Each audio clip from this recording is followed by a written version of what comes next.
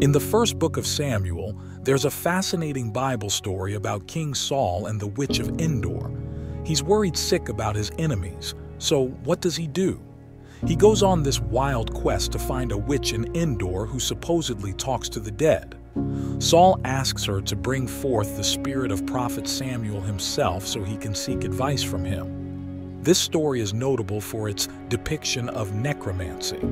People have different ideas about what this part of the story means, but the witch and bringing back the spirit might have a deeper meaning. Now the real question is, what exactly led King Saul to consult a witch?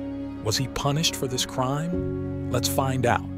Before we get into it, hit that like button and subscribe to this channel for more content like this. To begin, who exactly is King Saul? He was the first king of Israel. Saul was a modest man. He was from the tribe of Benjamin and his father was Kish. Despite being born into a respected family and being remarkably good-looking and tall, he worked as a farmer like many others. Then, in a twist of fate, God arranged for him to meet the prophet Samuel, who anointed him as king of Israel. Saul was initially unsure of what this meant, but as he left Samuel's presence, God changed his heart and he began prophesying. Despite this significant change, Saul remained humble and didn't even tell his family about becoming king. Saul was later made king in a public ceremony by Samuel. However, he displayed reluctance to embrace his newfound role. Despite being chosen, Saul initially attempted to evade the responsibilities of kingship, demonstrating a lack of eagerness for the position. He hid himself away during the ceremony. This showed that Saul initially didn't lust for power. The search for him led to the discovery that he had concealed himself among the supplies. This incident sheds light on Saul's initial reluctance and indicates that he did not possess a prideful disposition at that time. Saul became king at a time when the Philistines were a big threat to Israel. Israel, made up of 12 tribes, had been united for about 200 years through their shared faith and rituals in Shiloh. But the Philistines, who had strong weapons, posed a serious challenge to Israel's stability while Saul was king. After Saul became king, he did similar work to the judges before him, like protecting Israel from enemies, especially the Philistines. Saul had a very glorious moment in his life. This happened after the public ceremony of being appointed king. Saul rescued the people of Jabesh Gilead. Jabesh Gilead, a city in the eastern part of Israel, was suffering under the oppressive rule of Nahash, the king of the Ammonites. Nahash employed cruel tactics, such as gouging out the right eyes of his victims, which not only caused physical harm, but also served as a humiliating form of subjugation to Israel. This oppression affected the tribes of Gad and Reuben, who resided nearby. Despite their distress, some managed to escape and sought refuge. Desperate for relief, the elders of Jabesh Gilead attempted to negotiate a treaty with Nahash to secure peace. However, Nahash's demands were scary. He insisted that they agree to have their right eyes gouged out, a condition designed to degrade and weaken them. The elders, realizing the gravity of the situation, asked for a brief period. They used this time to seek help from their fellow Israelites. In their search for assistance, messengers were sent throughout Israel, including to Gibeah, Saul's hometown. Saul, though anointed as king, was still leading a humble life as a farmer. Upon hearing of Nahash's atrocities, Saul was deeply moved, and the Spirit of God filled him with righteous anger. In response, Saul rallied the people of Israel to action, symbolized by his drastic act of slaughtering a yoke of oxen and distributing the pieces throughout the land to signify the consequences of inaction. Saul's call to arms united the people, and they assembled a formidable army to confront the Ammonites. With strategic planning and divine intervention, Saul led his forces to victory, scattering the Ammonites and securing salvation for the people of Jabesh Gilead. This victory not only liberated the oppressed, but also solidified Saul's leadership and garnered him the support of the people. Saul's time as king was mostly focused on defending Israel from enemies, much like the judges before him. He fought against the Philistines and the Amalekites, but didn't make many changes inside the country. His reign wasn't like typical Eastern monarchies with fancy palaces or a big court. Instead, his capital at Gibeah was a simple fortress. After Saul's victories in battle, Saul later faced a crisis. Instead of seeking guidance from God through prayer, Saul succumbed to pride. He disobeyed God by taking on the role of a priest, which was not his responsibility. As a consequence, Samuel arrived promptly to inform Saul of God's judgment. Samuel explained that because Saul had disregarded God's commands, God had chosen someone else to be king. This person was David, who would later become one of the most famous kings of Israel. This moment marked a pivotal turn in Saul's reign, as it demonstrated his failure to lead according to God's will. The most important people in Saul's life were Samuel and David. Samuel's support was important for Saul to become king, but their falling out had a big impact on Saul's downfall. Saul's mistakes in religious rituals, like making sacrifices without permission and not fully following religious laws, led to Samuel later rejecting him completely. This loss of support from Samuel affected Saul's mental health and his popularity with the people. Moving on to David. He entered Saul's court because of his skill in battle and his talent as a harpist. He was known for calming the king with his music, but also became the target of Saul's jealousy because of his victories in battle. Saul tried to kill David secretly and even tried to turn his own family against him. But when those plans failed, he openly declared his intention to kill David. David escaped to Philistia to avoid Saul's relentless and senseless attacks, saving him from the king's unprovoked and manic attacks. This showed how Saul's mental health worsened over time. Saul's own son Jonathan could have felt just as bitter or jealous. After all, Jonathan knew full well that he had lost the kingship because of his father's sin, and that David would become king instead. Yet Jonathan was willing to be second to David if that was God's plan. Saul, however, would hear none of it.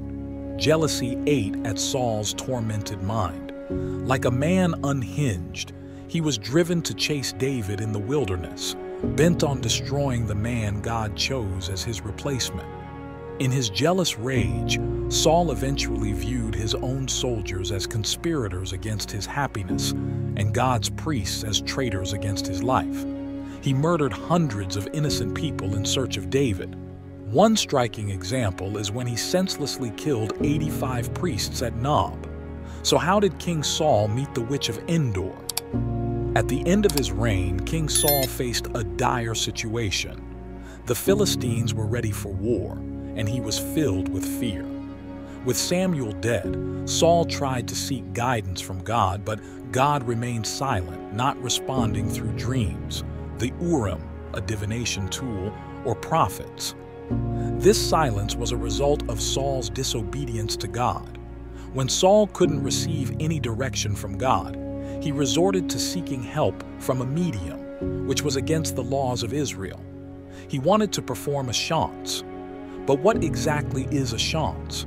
It is a small gathering of people, among them a spiritualist or medium, who are attempting to contact the spirits of the dead. Seances are nothing new. The practice of attempting to communicate with the dead is seen in both the New and Old Testament. Despite previously expelling mediums and spiritists from the land, there were still some left, including the one his servants found in Endor. This decision reveals Saul's desperation and his departure from God's guidance. It also shows his hypocrisy, as he sought guidance from a source he had deemed unlawful. This event marks a significant decline in Saul's relationship with God, showing how far he had strayed from God's favor and his own principles. In a desperate move, King Saul fasted all day, disguised himself, and went with 2 servants to see the witch of Endor. He asked her to summon a spirit for him, specifically requesting the presence of Samuel. The witch was hesitant, fearing it might be a trap, but Saul assured her she wouldn't be punished and insisted on speaking to Samuel. During the seance, Samuel appeared, startling the woman, who then realized Saul's true identity and questioned why he had deceived her. Saul, unable to see what the woman saw, encouraged her not to be afraid and to describe what she was witnessing. She described seeing a ghostly figure emerging from the earth, depicting him as an old man wearing a robe. Saul realized it was Samuel and bowed down, prostrating himself with his face to the ground. During their conversation, Samuel asked Saul why he had disturbed him by bringing him up. Saul explained his predicament with the Philistines and how God was not answering him anymore. Then, Samuel delivered a chilling message to Saul.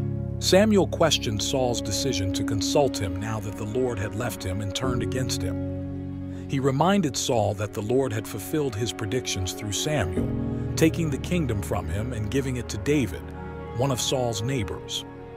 This happened because Saul had disobeyed the Lord and failed to carry out his command to destroy the Amalekites. Samuel warned Saul that the Lord would deliver both him and Israel into the hands of the Philistines, and the next day, Saul and his sons would join him in death. Additionally, the Lord would give the army of Israel to the Philistines. Upon learning his fate, Saul was filled with fear. The witch, recognizing his distress and realizing he hadn't eaten all day, prepared a meal for him. She, along with Saul's 2 servants, encouraged him to eat, likely considering it his last meal. The following day, Saul and his sons perished in battle. The passage suggests that the figure the witch of Endor saw was indeed Samuel himself. The medium's genuine surprise when she sees Samuel, as indicated by her scream, implies that she wasn't fabricating an illusion. Additionally, the spirit rising from the earth is explicitly called Samuel in the text. There's no mention of the spirit merely appearing to be Samuel or the medium thinking it was Samuel. The text directly identifies the spirit as Samuel. Furthermore, the message delivered by the spirit was truthful, as Saul's subsequent fate unfolded as predicted. It's probable that the witch of Endor anticipated communicating with her familiar spirit, which is believed to be a demon during the seance. This could explain her startled reaction upon seeing Samuel instead. The story of the witch of Endor calling upon Samuel doesn't suggest that seances are successful in summoning the dead or that witches or mediums really communicate with deceased individuals. According to biblical beliefs, when someone dies, their soul is either taken to heaven or hell. There's no concept of spirits wandering the earth, delivering messages to the living, or making return visits. Any assertion of contact with departed loved ones is considered to be a deceptive ploy orchestrated by demons. God strictly forbade practices like necromancy, channeling, and consulting mediums in ancient Israel, and those who engaged in such activities were subject to severe punishment, including death. However, in Saul's situation, God permitted Samuel to return to pronounce a final judgment on the disobedient king. Despite ignoring Samuel's guidance while he was alive, Saul sinfully sought counsel from him after his death. This disobedience was one of the reasons why Saul faced judgment. We've come to the end of this video, and if you enjoyed it, do well to click on the like and subscribe buttons. Don't forget to check other videos on our playlist. We've got some amazing contents for you. See you in our next video.